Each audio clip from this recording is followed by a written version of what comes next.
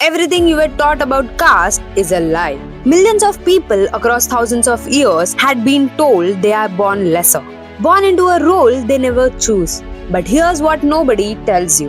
The original system had nothing to do with the birth. In the oldest scriptures of India, the Vedas, written over 3000 years ago, there was a system called Varna. And Varna in Sanskrit literally means color, quality, nature. Not bloodline, not family name, not where you were born. So when did it change and who flipped the switch? Let's go back, way back, 1500 BCE. The Rig Veda, the oldest known scriptures in the world, contains a hymn called Curioshastra. It describes 4 Varnas: Brahmin, Kshatriya, Vaishya, Shudra. But here's what extraordinary. This division was based on function, on qualities, on what a person did and how they lived. A Brahmin was someone who pursued knowledge and wisdom. A Kshatriya, a warrior and protector. A Vaishya, a trader, farmer, producer. A Shudra, a skilled craftsman or a laborer. And the Bhagavad Gita, one of the Hinduism's most sacred texts, makes this breathtakingly clear. Lord Krishna himself says in chapter 4, verse 13, "The 4 Varnas were created by me, according to the divisions of quality and action, not birth." So how, in the name of those same scriptures, did birth become the deciding factor? Around 200 BCE, a document appeared, the Manusmriti, the so-called Laws of Manu. And this one text began rewriting everything.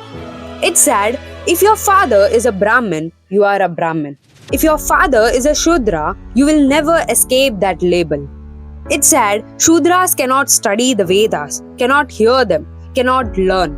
The same Vedas that were written for all of humanity. Why would someone do this? Because the Brahmin priest class had power. And if birth decides Varna, that power can never leave the family. It wasn't religion, it was politics dressed in sacred language. But the worst was still coming. Now let's talk about the man who ripped the mask off this entire system. Dr. B.R. Ambedkar. Born in 1891 into the Mahar caste, considered untouchable. As a child, he wasn't allowed to sit inside the classroom. He had to sit outside on a gunny sack which he had to bring himself. And yet, the same boy became one of the most educated men in India's history. He didn't just study the caste system, he lived it, he bled under it. And then he wrote a masterpiece, Annihilation of Caste, 1936. He said something that shook the entire country. Caste is not a division of labor, it is division of laborers. He proved using the Vedas themselves that the original system was never about birth, that the Manusmriti was not divine law, it was a human document written by humans to serve humans, the powerful ones. And it could be rejected, it had to be. In 1956, just weeks before he died, Ambedkar publicly converted into Buddhism, along with 6 lakhs followers in a single day. It was the largest religious conversion in modern history, not out of hatred for Hinduism, but as a rejection of the system that hijacked it. One question still haunts us though, why does it still exist today? Because systems built over centuries don't fall overnight, even when the lie is exposed. But here's what matters.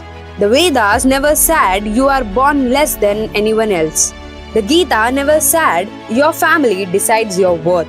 A system built on fear and power corrupted all of that.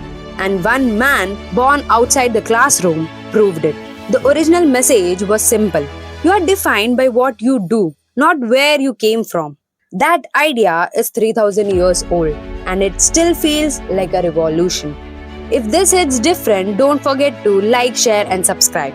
Every week we uncover the hidden truth nobody taught you in school.